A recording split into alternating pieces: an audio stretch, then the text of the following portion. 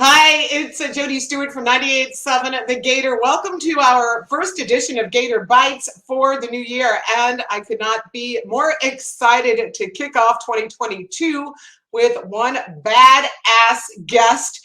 He has sold over 15 million albums, performed over 8,000 shows, and together with his band, The Destroyers, they bring a high energy show every single time. Let's go ahead and welcome in veteran blues rocker, George Thorogood. Hi, George. Thank you, God. You think I can live up to all that, Jody? I know you can. All right. Okay. All right. Well, you're the boss. So you're kicking off your new tour here in South Florida in just a couple of weeks, and I want to get to that in a minute. But I just wanted to thank you because if we go back a few years, and I don't know if you remember this, but you came into our theater, our iHeart Theater here in West Palm Beach. You performed an acoustic show for our staff and some lucky listeners. You were so awesome. I just want to say thanks again for that. How can I forget? You were having a great hair day that time. I was having a good hair day. And see, I remember stuff. And you know what I learned about you that day, which I did not know? You are one funny guy. Well, I just look that way, you know. If you, hey, what the hell is good is it if you can't laugh? And what the hell good is it if you don't laugh at yourself? Yeah, I mean, you were very funny and you had everyone laughing. So that's something new that I learned about you. But we're really excited that you are kicking off your new tour here in South Florida at the Seminole Casino, Coconut Creek. That's February 17th. But before we get into the tour, what have you been doing for the last year or two? Is this going to be your first live performance in a while? No, actually not, Jody. We've been playing almost nonstop since the summer of yeah. We played everywhere. We played oh geez, where weren't we? I should say. So we started out doing doing a summer thing. We did a fall thing, a late fall thing. So we've been active for at least like the last 9 months or so. Okay, so this is just the new leg of the tour. See, the new leg of the tour. Yeah. I like Bad Bob, my man Bob Dylan. He said, Bob Dylan's endless tour. I mean, there's no such thing as this tour. You know, well, that would be Kiss, right? Yeah, it's like an endless thing. You know, you take a day off here, you know, but the thing just takes a life of itself. You see, so it's been an endless tour since 1977. Yes, you're just constantly on the road. So we know you're doing, I think you have 3 shows. You're doing the first one here, which is in Coconut Creek. That's in South Florida. You're doing Melbourne. You're doing the Hard Rock in Tampa. And then I understand you're doing this Keeping the Blues Alive tour, which leaves from Miami with Joe Bonamassa. Is that right? That is right. That's Joe Bonamassa's thing, Joe Bonamassa's blues tour. Right. Which is very flattering because I don't play blues. I play classic rock. So yeah. I say, well, okay, well, you call it what you want to, you know, just don't put no U's or GH's on the check. You know, all I'm concerned about is make sure you spell my name right. That's right. And then after that, you guys are doing a world tour. You're doing multiple dates in Canada and hitting like 9 or 10 countries. Well, we got Canada lined up. We got some European things lined up. We got, oh boy, New Zealand and Australia lined up. So I don't get it. I would have thought they would have had enough of Thorogood by now, you know. And you know, the phone keeps ringing. I go, well, what are you talking about? Don't they have bands in Canada? Don't they have bands in Florida? No, you're it. but it looks like you're gearing up for a really busy year. I hope so. I really do. It all revolves around the physical condition of the planet. You know, of the human beings who are out there with. We're kind of at the mercy of the pandemic right now. Yes. To see what that's going to pan out as. Anything could be canceled at the last minute. And some of these things we're doing are things that we had scheduled in the past, and we had to reschedule them due to the pandemic. So we're all kind of skating on thin ice right now, Jody. You know, you don't know. So try to keep on top of things, but hey, you never know which way this thing is going to go. You know, we're hoping for the best for everybody, not just for me and our band and playing. That's nice too. I'm just talking about Sure. the population in general. I mean, what can we do if the planet isn't healthy? That's it. That's it. And I think we've all learned that over the last year or two. You Yeah. know, that we have to learn how to pivot and adjust. Never take your health for granted. It's the best blessing you ever had. And you got to take care of it. So whatever they want me to do or whatever they want me not to do, I see. I don't make the rules, Jody. I just play by them. Yeah. So the Destroyers, you guys have been together for 45 years. What do you attribute that staying power to? I pay good. Remember, Okay. Jody, loyalty is based on finance. All right, so I want to talk about your involvement with the Leukemia and Lymphoma Society because I know that over the last several years, a portion of ticket sales goes to that organization. And I went to your website. You also have a very cool T-shirt up there that people could buy with proceeds going to the Leukemia and Lymphoma Society. What can you tell us about that affiliation? Um, Actually, I'm quite in a strange position where people on the East Coast made me part of the LLS organization, like a honorary spokesman or whatever you want to call Right, that. It was up to me. I said, "Well, listen, yeah, leukemia, all these things that need to be examined and be cured." I said, "Why don't we just make a T-shirt has everything listed on it? Cancer, leukemia, MS, TB, right. whatever." So yeah, that's just a little part of it. And I was saying, well, I don't know where the taxes are going as far as research for these diseases are because they're still rampant in our society. So Yes. I'm thinking, well, it's a sad state of affairs, Jody, when a rock band has to step in and help out. Um, I'm saying, well, what are you people doing in Washington? Yeah, What are you doing down there? I mean, you got people who are dropping like flies. You got people with the same diseases I heard about when I was a kid, and I remember a time when I was little that cancer was a very rare thing. When someone got it, it was very I don't say unique, but it wasn't common. Okay, right. it wasn't common, and now it's like running rampant and say, oh yeah, so and so got cancer, so and so got. I said there must be Yes, something going wrong here.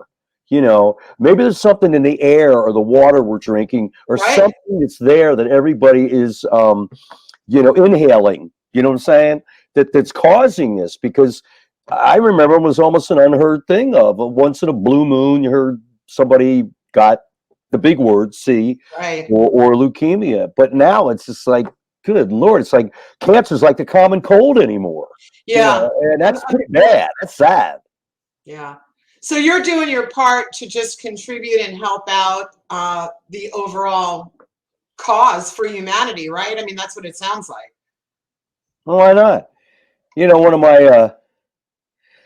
One of my favorites of all time was Robert F. Kennedy, and he said something that when I was very young that really, really hit me hard. He said, "People look at the world and say why. I look at the world and say why not." And I thought I'll go with that. I'll go with that. Why not? Yeah, I could see why that stuck with you. Yeah. So your live Boston from 1982, the complete concert that has been re-released on vinyl. Tell us about that show and the album. Well, it's a little tough because we played that venue. I think it was a Bradford Hotel. I think it was called at that time, down at the Combat Zone, and we did 2 or 3 gigs there. Like at most bands, you record everything you do, so it was kind of hard for me to pinpoint which one they were releasing. Yeah, So yeah, all I can tell you is that it looks like it went well because record companies want to make money. They're not going to put it out if it stinks, right? right, So right. obviously there's something there. It was so long ago. Yeah. All I can remember is when we did do that gig, I was having a very good hair day. Yeah, yeah, and that's all that But that counts. didn't make it on the album cover, and that really ticks me off. Well, I want to let people know that they could get the album and find out more on your website, georgethorogood.com. Do want to mention your weekly YouTube series, one bourbon, one scotch, one story. So was this your brainchild, What? the YouTube series that you're doing? No, I don't. Yeah. I My, saw you telling my stories. brain, my brain is so overworked these days. Well, I'm lucky to remember anything. Like, where's my glasses? Where's my wallet? We that's have cool. we have people doing those kind of things. I've watched you doing a couple of interviews on YouTube, and I thought that was very cool. Very But well. I'm going sorry. back to the show coming here for our listeners February 17th, and if they go to our website gatorrocks.com, they can sign up to win some tickets live at Coco. This is at the Seminole Casino, Coconut Creek, and looking at your tour schedule, it seems like that is your next stop. Yeah, well, we like to advertise it with the destroyers. Is we say plenty of good seats still available. Yes. And then we also throw in there, and remember, plenty of good seats available, and remember, no new songs. How's that? You know what? People want to hear the hits that they know and love and hear on the radio. Well, that's what everybody does, doesn't they? I mean, you go to see anybody, I mean, when was the last time the Rolling Stones toured and they didn't do Jumpin' Jack Flash or Honky Tonk Woman or Brown Sugar? I mean, that's just Steve Miller. When was the last time he toured? He didn't do Rockin' Me Baby or Fly Like an Eagle or things like that. Right. Because that's what made the art. I'm not one of those kind of people. I have friends in the business go, we keep playing the same songs or blah, blah, blah, blah. And I go, then why did you record them to begin with? Right. You recorded them for the people. You recorded them for their, Right. their, I mean, their for pleasure. the fans, when they're buying a concert ticket, that's what they're coming out to see. Yeah. I'm the same way. I go to the show. I see Tom Jones. I want to hear It's Not Unusual. You know what I mean? I go see Fogerty. I want to hear Green River. I don't want to hear your life story. I want to hear the hits. So before I let you go, because you mentioned the Rolling Stones, so now I want to bring this up because I read that early on in your career, one of your first gigs was opening for a Stones show or a Stones tour. Can you remember back to opening for the Rolling Stones? No, it skips my mind. What do you think, Jody? What's the matter with you? Just think about what you just said. Well, I wanted to check, and hey, you never know. You can't believe everything you read, so I wanted to make sure it was. Let me tell you, if you're going to do multiple shows with the Rolling Stones, or you're doing multiple shows with Steve Miller or people like that, you're going to remember it. Okay, that's like so. What is your fondest memory from those days? All of it. Yeah. Every day was a combination of your birthday, Christmas Day, and the first day of summer vacation. I mean, come on, man. I mean, we all grew up that. I mean, tell me somebody who first started playing guitar in the 60s and Keith Richards wasn't their hero. Come on. I mean, I got thrown out of high school back behind Mick Jagger, So yeah, I mean that's what it's all about. I was lucky we did a show with Bob Dylan. That was hip. He sent for us. So I'm still waiting for Sir Paul McCartney to call. Right? Oh, that would be the one, right? That would be it. And then I go home and that's it. I hit the couch and just sign autographs for the rest of my life.